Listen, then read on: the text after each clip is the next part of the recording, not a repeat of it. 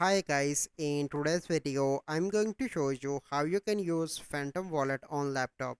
So first you need to search for the Chrome Web Store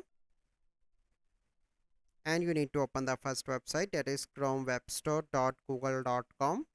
So once it is open, you simply need to search for Phantom and hit enter. And the first one is Phantom, a crypto vault immigration for DFIs and NFTs.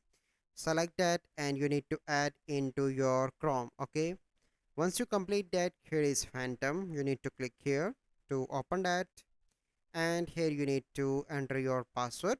So let me enter my password if I remember. Okay, so now my wallet is open. So this is my first account.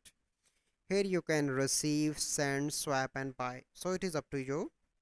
And here you can see an option to see collectibles.